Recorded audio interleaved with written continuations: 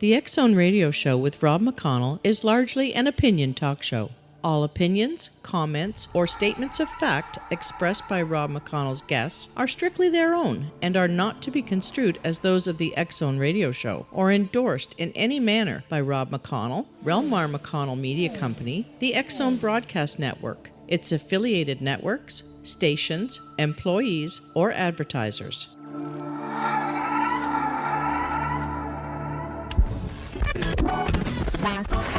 All Hit Radio.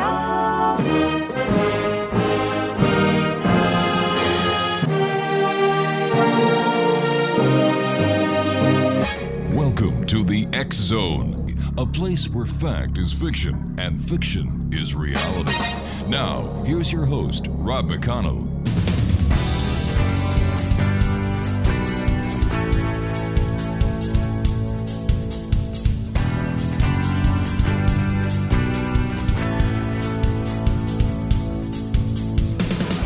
And welcome back, everyone. This is the X-Zone. I am Rob McConnell, coming to you from our broadcast center in Hamilton, Ontario, Canada. If you'd like to check out the programming we have available for you 24/7, 365 on the X-Zone Broadcast Network, visit www.xzbn.net.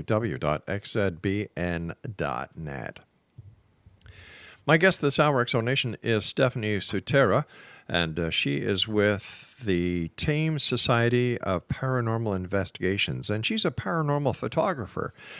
Welcome to the show, Stephanie. Hi, thanks for having me. What is a paranormal photographer?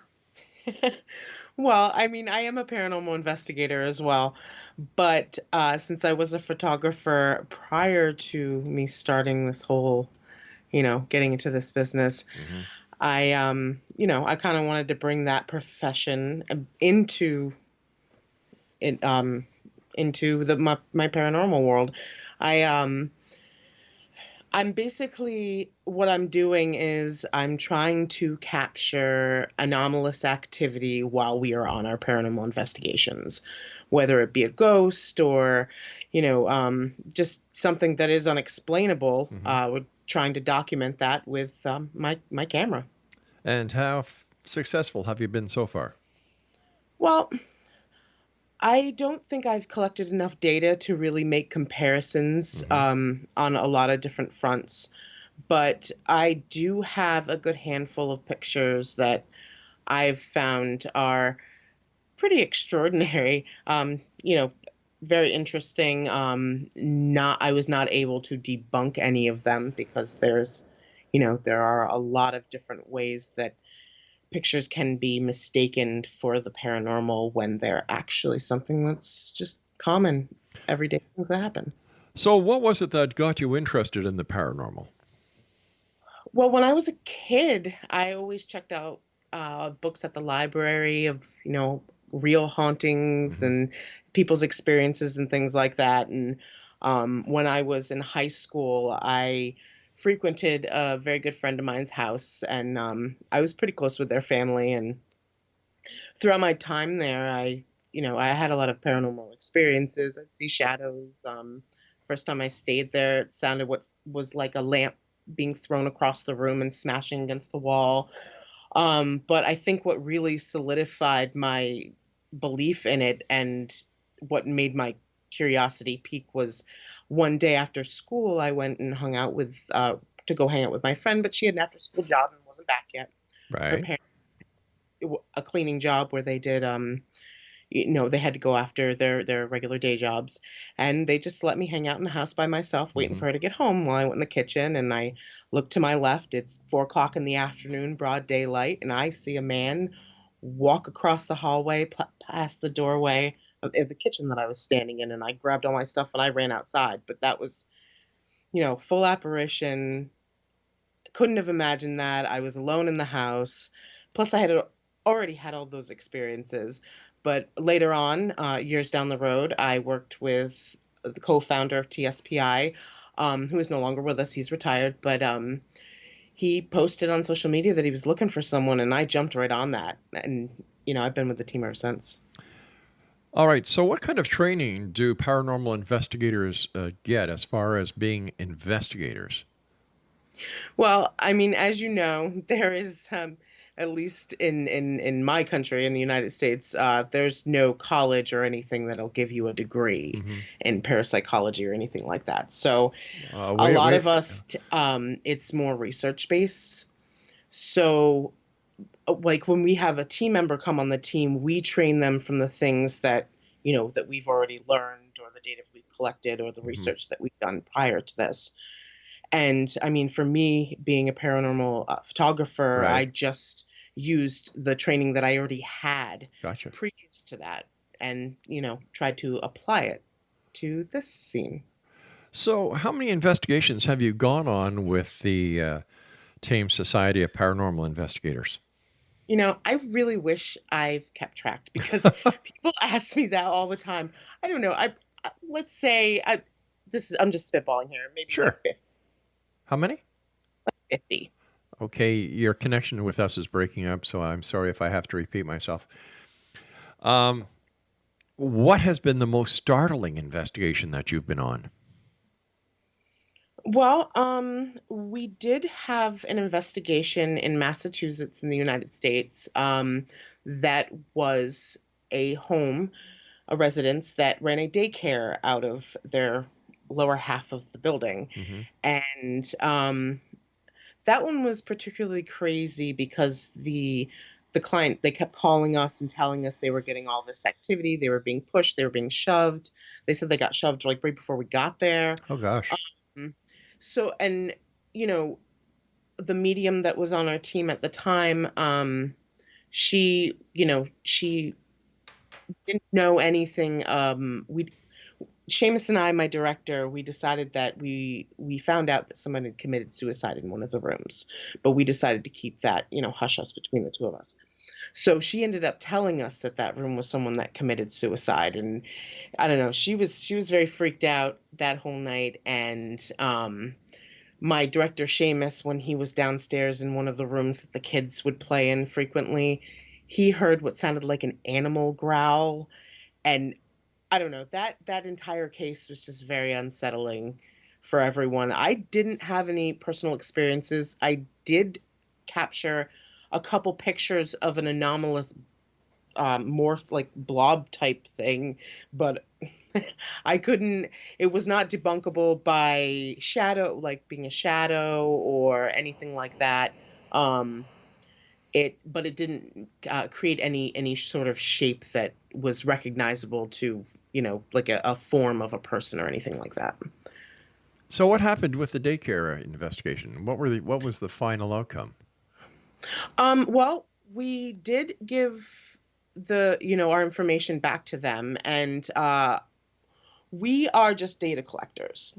So we don't do any clearings or anything like that, but we do have a network of people that we work with. So really depending on, let's say you're a person of faith, and we would send a member of the clergy we have a couple people that we work with that we would kind of, we'd ask the client what they would like to do after we Sure. gave them the findings. And then, we would, give them a recommendation for someone else to help them sort of solve the problem. So, and then we'd pass off all of our data to that person. And some people are just, they just want to know kind of what is going on and don't really want to progress from there. But they did end up having a member of the clergy coming in, and as far as I know, they haven't had any other activity. I would imagine it is very unsettling for these people who go through this psychological trauma, believing that there is an entity or an unseen force that is invading their space. Yeah, and because we get calls from all sorts of different types of people. Like you have businesses and you have museums, and those are pretty Right. easy because a lot of those people are just curious about the place that they're in, that they work in. And when you're involved with somebody who's in their house with their family and they're living with this and they have stuff happening to them at nighttime. And Exactly. I mean, regardless of whether or not we found it to be something logical that was going on, certain sounds that they would hear at certain times of the night, or, something was happening that was like easily explainable like that, they're still scared. Yeah. And that's actually very satisfying for me when I can go in there and give them a really easy explanation. It's like, don't worry, like this isn't something that's actually this is what's happening. It's this, and this. These are the problems in your home that's creating these sounds. It was like, and then give them recommendations to get things fixed. But then kind of gives them a peace of mind and they calm down a little bit, and it's easier just to live daily life. So how long has the Thames Society of Paranormal Investigations been around? We've been around since 2010. Wow. I joined about 6 months in. And how many members are there in your investigation team? Well, we just are inducting 2 new members. And then someone just retired. So I think that's it. We're at 8 or 9. Oh, goodness. All right, stand by, please, Stephanie. You and I have to take a commercial break. We'll be right back. In X Zone Nation, Stephanie Sutera is our special guest, and she is a paranormal photographer and associate director of the Thames Society of Paranormal Investigations. And their website is www.tspiparanormal.com.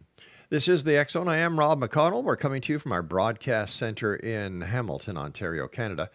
And you're listening to us around the world on the X Zone Broadcast Network, the Talkstar Radio Network, Mutual Broadcast Network, and iHeartRadio, as well as Simul TV. We'll be back on the other side of this break. Don't go away.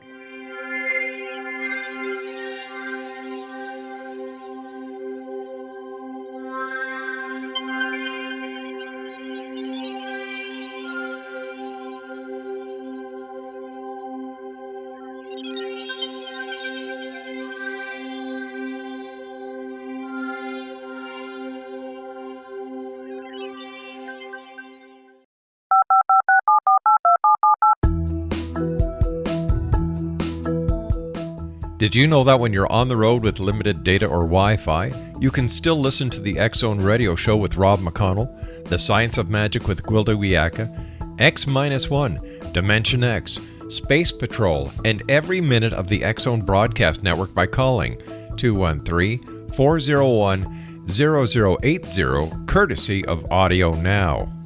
No smartphone, app, or internet needed.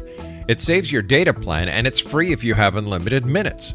Call 213-401-0080 to listen on any phone, anytime, anywhere. Remember 213-401-0080 for the best of the paranormal, parapsychology, and sci-fi radio programming anywhere, 24/7, 365.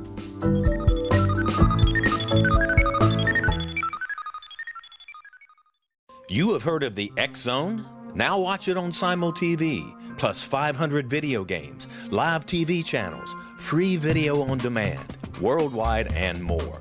Does this sound like tomorrow's television? Well, it is, but you can have it today, right now. It is Simul TV. Simul TV offers what the others only wish they could provide. 15 exclusive channels like X Zone, Sci-Fi, and Horror. We are worldwide. No other provider offers that. 500 built-in video games. No need to have an extra expensive system. We have them included. Free video on demand. Live streaming events from around the world. Interactive online network, and much more. Tomorrow's TV today. Simul TV. Sound too good to be true? Well, it's not. You can have Simul TV today. Sign up at simultv.com. Do it today.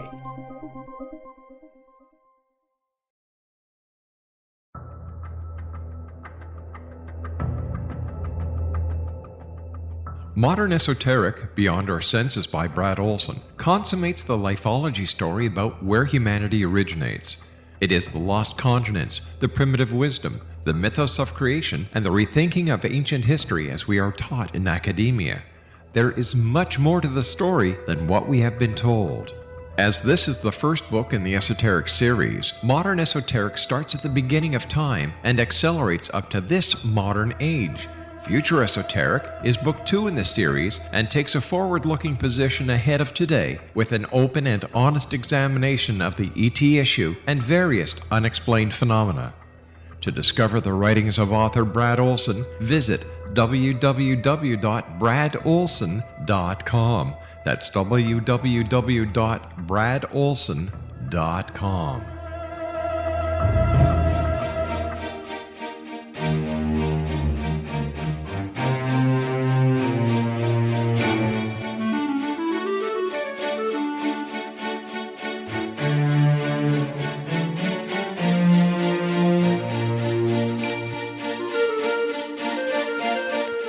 Stephanie, when somebody contacts you at the Thames Society of Paranormal Investigations, and they say, Stephanie, my house is haunted. Strange things are happening.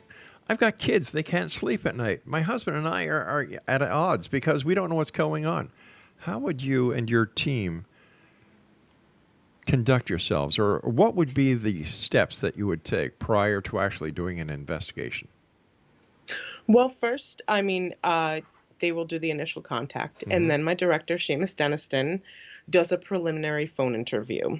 So, he kind of gets all the information, the claims, gets any extra added information if they know any history on the house. Right.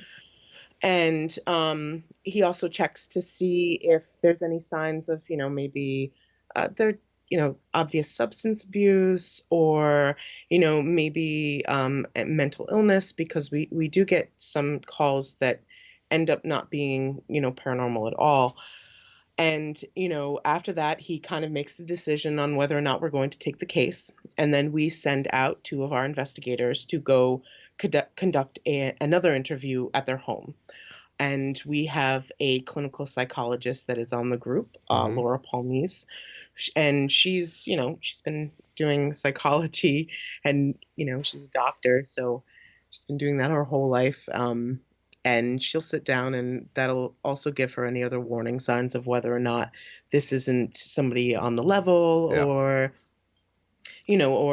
those other things like substance abuse or maybe family abuse in the home. And after that, we make a conclusion of whether or not we're going to bring the team in. Some people don't go any farther than that. They just maybe want somebody to come clear the home and don't actually want the investigation. So that's when we, again, send them off to someone part of our network that we work with. Now, when you say, excuse me, just before we go any further, when you say clear the home, what does that entail? Well, it kind of depends on who is doing it, and because some people do sort of a blessing for the home. I see. And they'll have somebody from the clergy come in and do certain prayers and rituals, and they'll do that way. And then we have others connections with Native Americans and some Wiccans and pagans and things like that may come in and sage the home. Okay, so you and your team do the telephone interview. Then a second team, including a psychologist, is dispatched to the address to do a follow-up investigation, and I would imagine a more intense interview, I should say. You and your team decide that, all right, this requires a paranormal investigation. How do you proceed at that time? Well, before we set up the date to come into the home, we try to do some background research. We'll do that, on the clients, and then also look at the property, try to contact local historians and get some information, scour old newspapers and things like that, looking for anything that may sort of give us a lead of how we're going to conduct our investigation. So, like, let's say we know there's something terrible that happened in the house. Right. That may be how we lead off our questioning. I mean, it doesn't always guarantee that we'll find something, but, it just gives you a place to start. A little more detail. Yeah. Okay, so you do your outside investigation. What happens the day or the night that you and the investigators actually go to the house? Walk us through. Well, okay. Well, we get there, of course, and we introduce our clients to our team. And, that's always important because somebody's letting you into their house. They don't know you. They have to feel that they can trust you in some sort of way. So that is always first. But, we bring in all of our equipment. We have 8 DVR cameras that are IR illuminators, and we set them up around the house so that we have a little home base that someone is always manning to, kind of keep an eye on the situation on the cameras, and also look for any interference that may be happening outside of the home that, could be picked up on our audio recorders and things like that. But, after that, we will split up into different teams and have different sessions throughout the night, and sort of take different techniques in each of our sessions. I might go in and I'll do my photography process, and, Right. and I'll do half of that. Or, we'll go in and we use the spirit box. We do consider it experimental. We only use it, like we use sort of questions that you would have to give absolute direct answers, not something like yes or no. And, it all depends. And then, if one session is going really well in a certain place and we end, because we usually do about a 30-minute session, we will send a team back into that room because the activity just seems to be hot in there. Now, you mentioned a spirit box. For our listeners who may be asking what that is, can you explain it, what it is and how it works? Okay, well, basically what it is a device that scans several frequencies of radio frequencies. Now, we have our AM and our FM radios on specific channels and Yeah. frequencies, but I have a box that can do frequencies that aren't always used by, primarily by things. And what it does is it scans 6 different frequencies per second. And what it is said, the theory is that the ghost is manipulating the speaker in some way, or the waves in the air, and coming out with its own sound by manipulating vibrations. So how does the ghost do that? I didn't think that ghosts were that intelligent. Right? Well, I mean, that's always something that we're trying to figure out. Because when we use an audio recorder as well, you are wondering, okay, well, why is this box being, how is it picking up audio? So, I mean, one theory is that it's actually manipulating the device itself. And then another theory is that it is manipulating the actual audio frequencies within the air, which is being picked up by the audio recorder. And who's doing this manipulation? The ghost? Well, that's what they say. I mean, there are other theories that, you have your interdimensional beings because, we have several dimensions that we don't know about or we know they're there, but we don't have a lot of details on. So there's that theory, but I don't know. From my experience, I feel as if I've contacted people who just couldn't pass and they got stuck there. I know that, others will say demons and things like that. I have not yet encountered one, luckily, so I can't really give you too much information on that. Okay, so you gather this information. How long does it take for you to process all the data before you guys and gals can get together and say, all right, we have something or we have nothing? It takes a couple weeks. All of our investigators, we have day jobs, and some have kids, some are going to college still, and it's kind of hard for us to process it right away, but we upload it all online so that we can do it from home. And so after a couple weeks, we put all that information and give it back to the client and reveal our findings.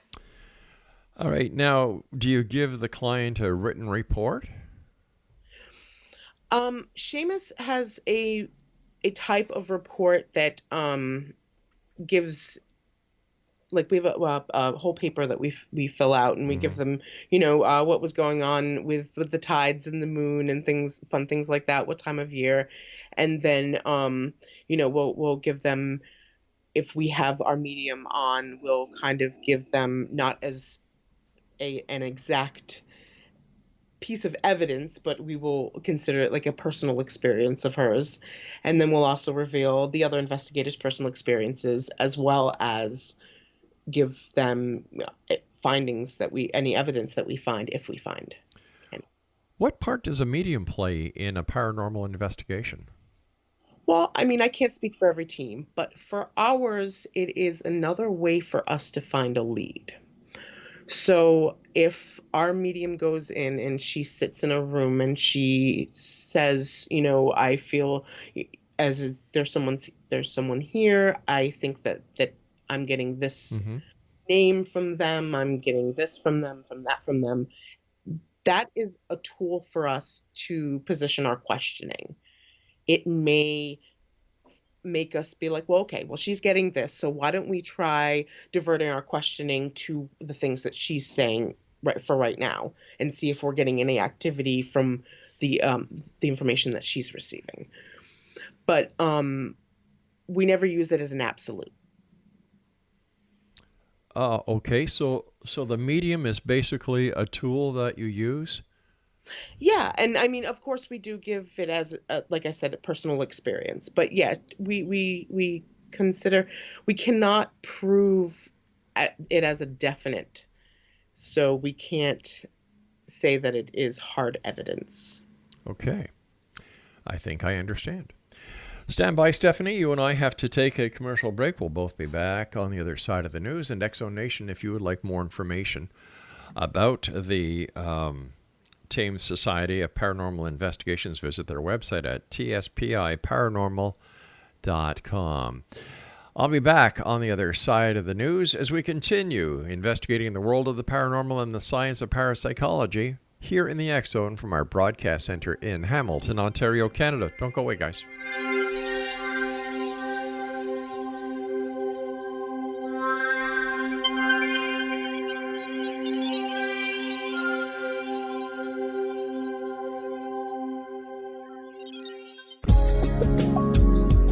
From our broadcast studios in Hamilton, Ontario, Canada, to the world and beyond, you're watching the X Zone Broadcast Network, www.xzbn.net.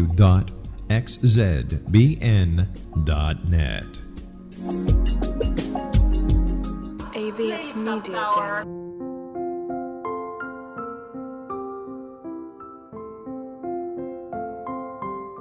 I am Dr. Carl O'Helvey, founder, president of a new cancer foundation focusing on evidence-based physical, mental, and spiritual interventions, including natural cancer cures, prayer, meditation, affirmations, nutrition, and other related holistic cancer prevention and cure modalities. These are used in cancer education, research, and financing care.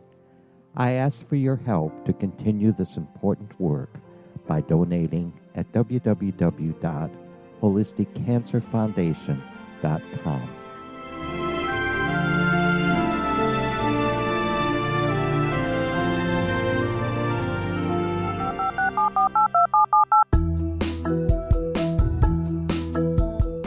Did you know that when you're on the road with limited data or Wi-Fi, you can still listen to the X Zone Radio Show with Rob McConnell, The Science of Magic with Gwilda Wiyaka, X-1, Dimension X, Space Patrol, and every minute of the X Zone Broadcast Network by calling 213-401-0080, courtesy of Audio Now. No smartphone, app, or internet needed. It saves your data plan and it's free if you have unlimited minutes. Call 213-401-0080 to listen on any phone, anytime, anywhere. Remember 213-401-0080 for the best of the paranormal, parapsychology, and sci-fi radio programming anywhere, 24/7, 365.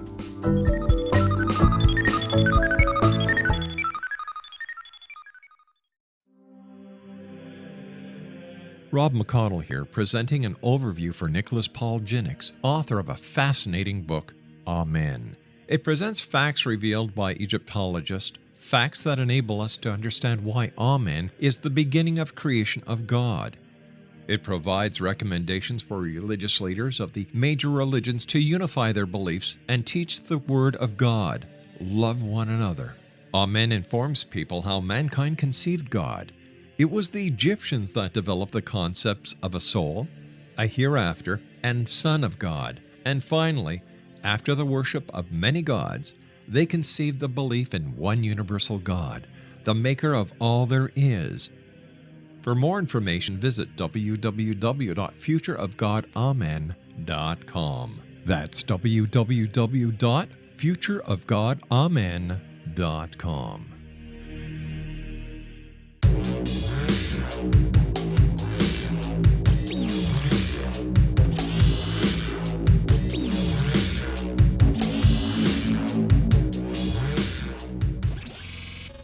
And welcome back, everyone. Listen, if you enjoy the X-Zone radio show on the X-Zone Broadcast Network, Talkstar Radio Network, Mutual Broadcast Network, or iHeartRadio, you can now watch the X-Zone channel on Simul TV, 724 365. For more information about Simul TV and how you can tune into the X-Zone, as well as the other great channels that our good friend Steve Turner and the company at Simul TV have, just go to www.simultv.com.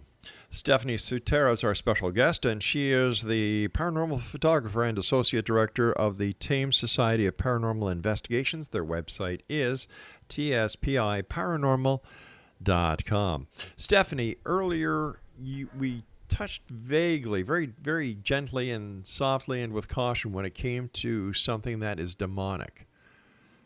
What is your take on demonology when it comes to the paranormal?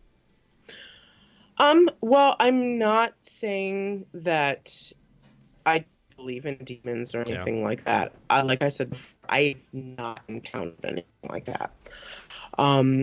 But, you know, I do think that this shows a few years ago, there was sort of a super hyped excitement about demons, and I feel that maybe people were interpreting something that more of a not so nice being rather than a having to be necessarily demonic.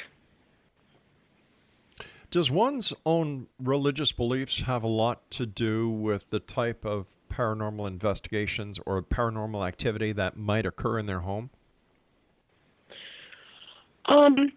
I think that would depend on the type of investigation is, because I would say that, you know, sometimes it would just give the client a peace of mind to have their own, you know, member of the clergy, you know, or their own, someone of their own faith come in and do that.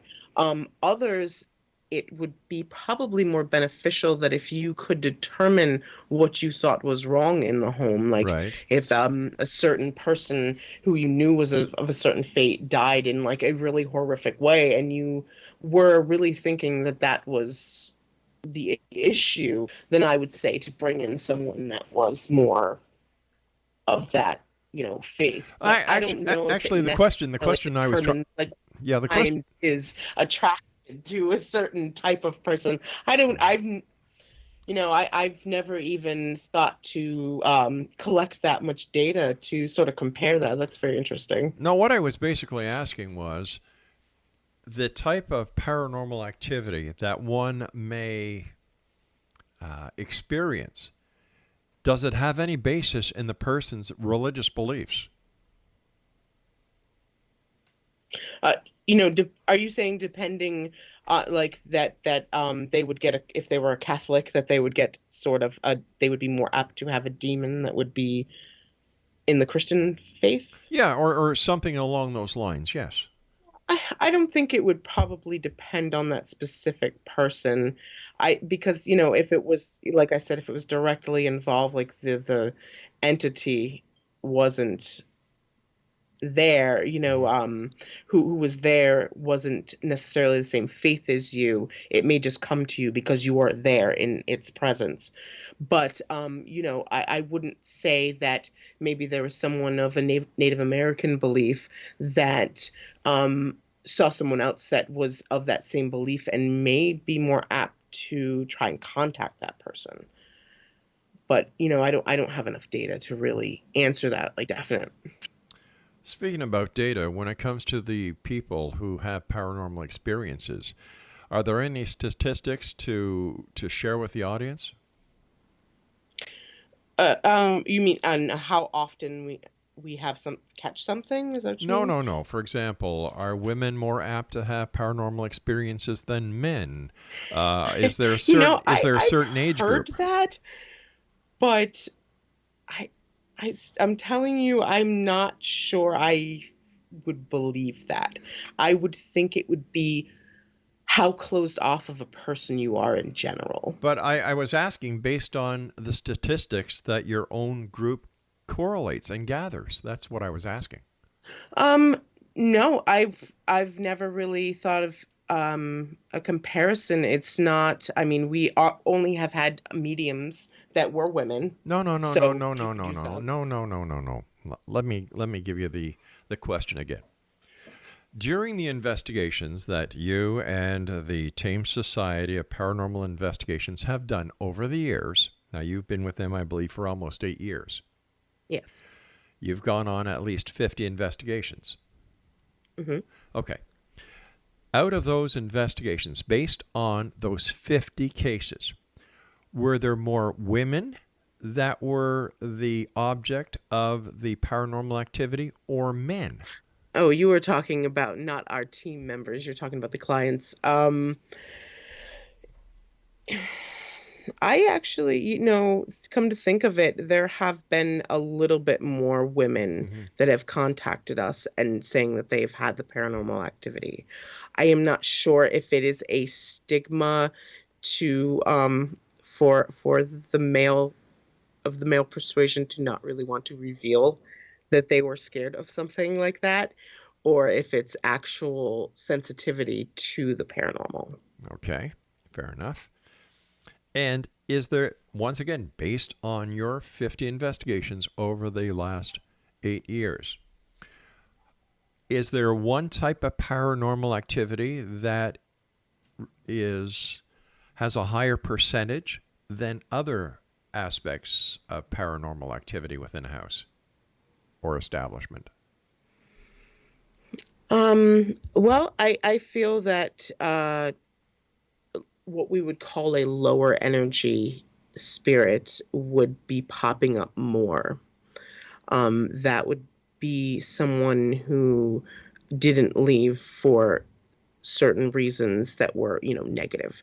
I say that a lot of the more happier hauntings have been more of the residual type. They're just, sort of impressions in time. Mm-hmm. But that the ones that are more apt to speak with us seem to have stayed there because they just didn't cross over because of something bad, like either sadness or anger that is usually felt, on those investigations. I didn't know that there were good paranormal hauntings and bad paranormal hauntings. What's the difference? Well, I mean, you have, in my experience, I've had things that did not want me there, would tell me to leave grumpy. And then there are others that were just, like I said, like the happier ones that we have had were, like, for instance, in a theater. We were in the stairwell and the whole place was locked down and you had a man who was singing. Mm-hmm. He was happy, practicing, beautiful, and have it captured clear as day, and there was no one else in the building, and that was not necessarily something that was bad. You've had some that tell you to get out, and there's obvious, why would you not want someone there? Why would you not want to be bothered when you're stuck in some place? So there's negative feelings that come with that. Let me ask you, have you or any member of your team ever been physically touched or pushed or harmed in any way by a ghost, a spirit? I have not, luckily, been scratched or pushed or anything. I've been touched. I've been, I've had my shoulder squeezed before, and I've had, And we're talking by a ghost here, right? Not a member of your team. Course. Okay. Well, Gotcha. I have both, but I was devil, referring to a ghost. But we haven't had anything like super negative. No, but I have to say, like, Seamus too is also kind of careful a lot of the times with how, like, what types of situations he brings the team into. So I think that's why we haven't encountered too many things like demons, because he will refer them to other teams that sort of specialize in that type of haunting. But what would happen if somebody called you and you believed that it was a demonic case where in fact it wasn't? Isn't that putting the person who's coming to you for help in harm's way? Well, that's exactly why we wouldn't be taking the cases, because that is not exactly our specialty. Once again, I understand that. What my question is, how can you be sure without doing an investigation to determine whether or not that is indeed a demonic case or just the person's or the target's misinterpretation of the events, and it has nothing to do with a demonic possession or demonology, but it's a regular paranormal, if there is such a thing, it's a regular paranormal case? There have been a few people that have called us that have tried to, or have said those types of things because they really thought that they believed them. Right. One case in particular, the person was on some medications that made them hallucinate, but for the most part, anyone's that he would believe that it was, okay, well, I'm going to take this. Right. This is like a really severe case, and I am going to refer this to someone who is a demonologist. Okay, stand by. We've got to take our final break. X-Zone Nation, our guest this hour is the one and only Stephanie Sutera. She is with the Thames Society of Paranormal Investigation. She is the paranormal photographer and associate director. We'll be back on the other side of this break as we continue from our broadcast center in Hamilton, Ontario, Canada. I'm Rob McConnell. This is the X-Zone. Don't go away.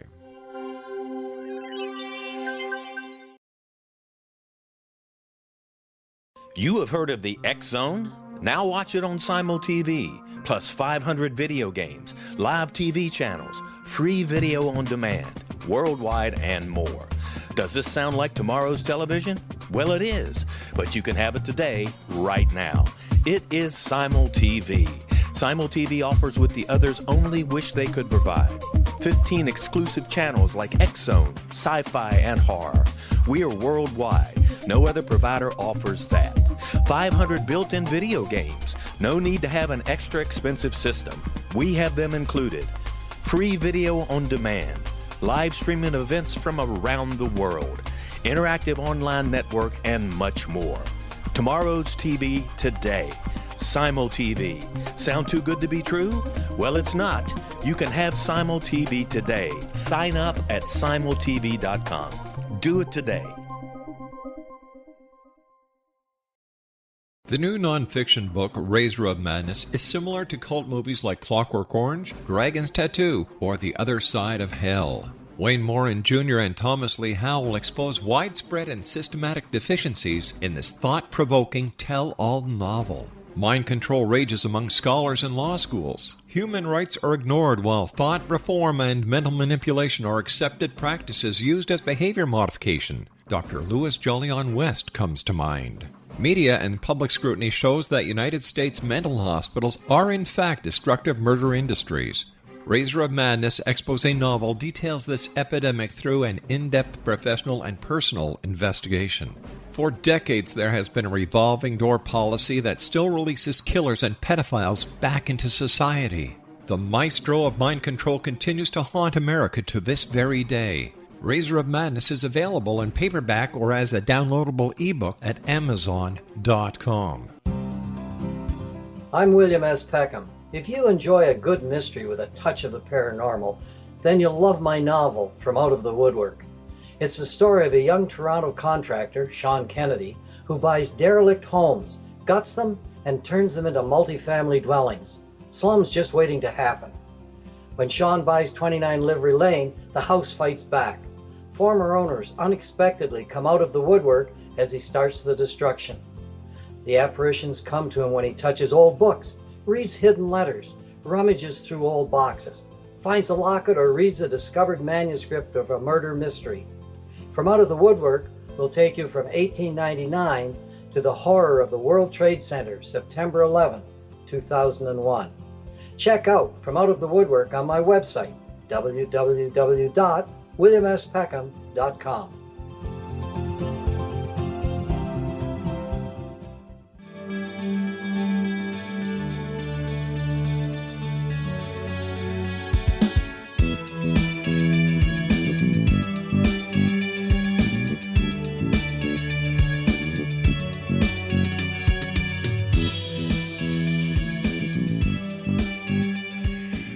All right, Exonation, my guest this hour is Stephanie Sutera. She is the paranormal photographer and associate director of the Thames Society of Paranormal Investigation, and she's been with them for 8 years. To this point in time, what has been the most significant evidence that you and your team have found to better say that, yes, the paranormal is real, and that there is something on the other side? Well, I have to say we have some very impressive audio clips that are not easily mistakenable for just a sort of sound or something that was going on.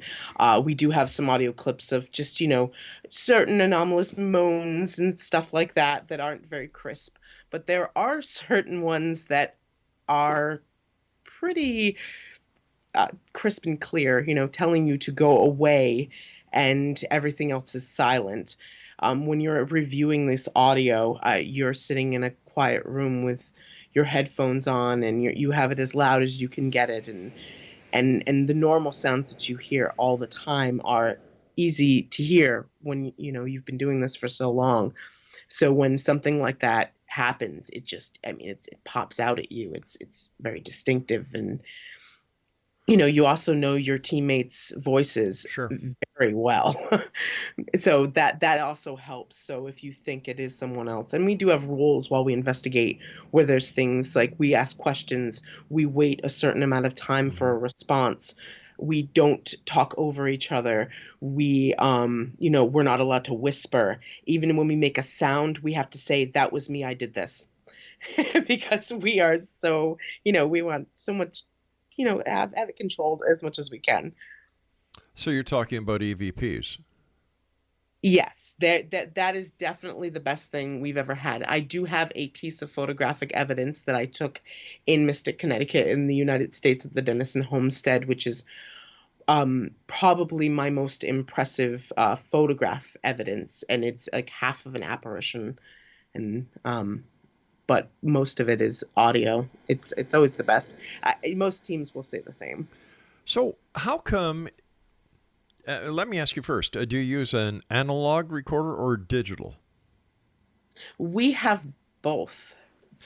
And are the same EVPs recorded on both the digital and the analog at the same time? No, we usually do one or the other, just because tapes are kind of hard to come by and they're a bit expensive to keep getting stuff, whereas a memory card, you can do it over and over again. But we also do things like we have mono recorders that are record digital, and then we have ones that record in stereo in, we use a wave format, which has, a lot more detail to the audio. All right, so why is it then that the audio is not recorded or not audible to the human ear during the actual sound that is being made by the paranormal entity, but it is only recognizable after when doing a playback. Well, the human ear can only hear so many frequencies. Like, you know how you have a dog whistle and that can be heard like really, really loud to a dog, but only certain parts of it can be heard, from our ears. Well, it's kind of the same thing with your audio recorder. It can record frequencies that the human ear just cannot pick up. All right, then let me ask you this. If you cannot hear the dog whistle when it is being blown, and you cannot hear the dog whistle on the recording, that kind of shoots that theory down. Well, the thing is that when you're putting this stuff into an audio software of sorts, like you're bumping that up. So if you're bumping, no, audio is my business. Okay. So if you're bumping up a WAV file, and let's say you're putting it up from 32 to 48, and you're increasing the bit ratio, you're also increasing distortion. So my point is that if you take that raw audio waveform, you play it back without the digitization, without bumping it up, is that sound there? Well, I mean, it's obviously there because you're catching something, but that's where you get, because you're also talking about decibels too. So it could be, the sound itself is really, really low. But then you also have that theory that the actual entity is manipulating the device itself and creating vibrations within it. How? I have no idea. There's also a new theory being put out by, I believe it's Harvard University, that what is happening is that when these recordings are being done, it is actually catching the thought process of those who are doing the paranormal investigation, and that is what's being recorded. What do you think about that theory? That's pretty interesting. I have not read the findings on that or even seen that, but that's pretty neat. That's sort of like projecting your own thoughts onto something else. But wouldn't that be kind of part of paranormal investigating, because it's not necessarily having to do with a ghost? It would be, you're sort of seeing if your mind can put its thoughts into something else. All right, so let's say that this theory is correct, and it is proven to be correct. What does that do to all the EVPs that have been taken and all the hype that goes into the EVPs and so many paranormal groups and so many paranormal investigators using the EVP as the Rosetta Stone as to there is the proof that the paranormal is real? Wouldn't that just kill it? No, I guess you could say that, but then you're also not knowing exactly if it is the only thing that's being caught. I mean, if they would have to be able to prove that was exactly what was happening every time that a piece of audio was being recorded. But I think it would probably start shifting things away less from haunting and more from trying to figure out how that phenomenon happens. Because there's a lot of things in the early days that people believed in that turned it out to be just nothing or hoaxes or something like that, or something really easily explainable. Is there really the need for paranormal investigations, or is this just a hobby that people indulge in, just like Civil War reenactment? Well, I say both. Because there's always, people use the paranormal as like sort of an entertainment venue. I mean, we do things around Halloween that are more fun rather than, they're both fun and educational, because we try to teach people our methods while we conduct like public ghost hunts and things like that, or we'll give lectures, and people are really fascinated about it, but they're not going to go out and actually become a paranormal investigator. But I think that even if we found out that ghosts weren't real and there were easily explainable reasons for half the things that we were catching, and but we don't know that now, at least those people who were able to, get a peace of mind that didn't have hauntings in their house and they're now no longer scared, I guess that's at least worth it. So would it be safe to say that at the very least, paranormal investigators, you give the person who is having these alleged paranormal experiences a placebo effect? That's perfectly possible. I mean, there are people that psych themselves out all the time. They get wrapped up in the magic of the paranormal. I mean, and really, everybody always says how exciting it must be to be a paranormal investigator. And I mean, the most exciting part is meeting people and going and seeing new places. But during the actual research part of everything, it is kind of monotonous and boring at times, because you don't always catch something. Sure. Like, you'll go out there and there'll be nothing. I understand that, and it must be. How do you look at it? Let me just ask this last question, because I'm running out of time and I still have a whole bunch of questions for you. Why is it called ghost hunting? Because when you go to hunt something, you go to catch it or kill it. It's already dead. It's really funny. There's a paranormal investigator he's considered like one of the founders, and I guess one of his books was called that. So when the Ghost Hunters show came out, the founder of, like, Jason Hawes, I guess, was a really big fan of his, and so he sort of took that term. But you're right, we're not killing anything. We're not hunting anything. Maybe hunting research. There you go. Listen, Stephanie, we have to say so long for now. I want to thank you so much for joining us. And X-Zone Nation, if you would like to get more information about Stephanie and the work that she and her group does, it's very simple. Just go to www.T.S.P.I paranormal.com. I'll be back on the other side of this commercial break with the news as we continue here in the X-Zone from our broadcast center in Hamilton, Ontario, Canada. This is the X-Zone. I am Rob McConnell. Don't go away.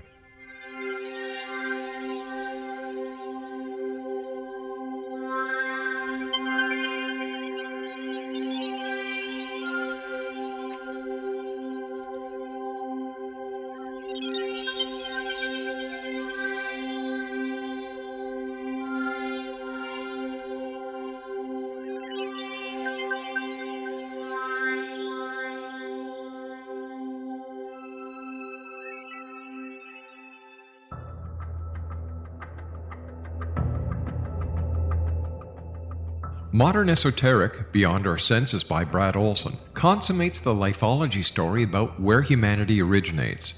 It is the lost continents, the primitive wisdom, the mythos of creation, and the rethinking of ancient history as we are taught in academia. There is much more to the story than what we have been told. As this is the first book in the Esoteric series, Modern Esoteric starts at the beginning of time and accelerates up to this modern age. Future Esoteric is book 2 in the series and takes a forward-looking position ahead of today with an open and honest examination of the ET issue and various unexplained phenomena. To discover the writings of author Brad Olson, visit www.bradolson.com. That's www.bradolson.com.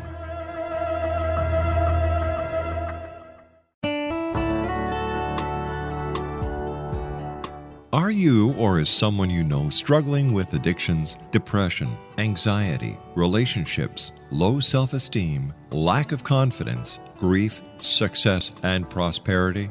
Do you know that your subconscious belief plays a big role in the outcome of your hard work? We can help you permanently change the beliefs that may be the reason for your struggles and failures.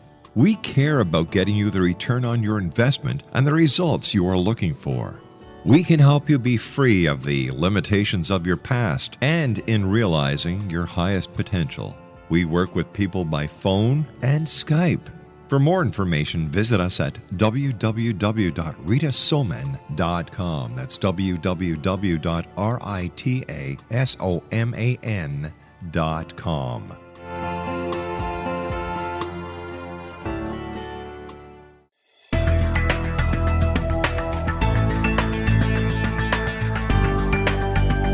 Do you think you have energy problems in your home? Do you feel better when you're away than when you're home? Joey Korn is a global leader in the world of dowsing who specializes in personal energy clearing and space clearing. He can help you create an ideal energy environment in your home no matter where you live in the world. Learn about his remote spiritual house cleaning services and much more at www.dowsers.com. You can get Joey's book, Dowsing, A Path to Enlightenment, as well as other dowsing books and tools, Kabbalah books, and Walter Russell books. Joey's work is really amazing. Go to dowsers.com right now. That's DOWSERS.com or call 1-877-DOWSING. That's 1-877-369-7464.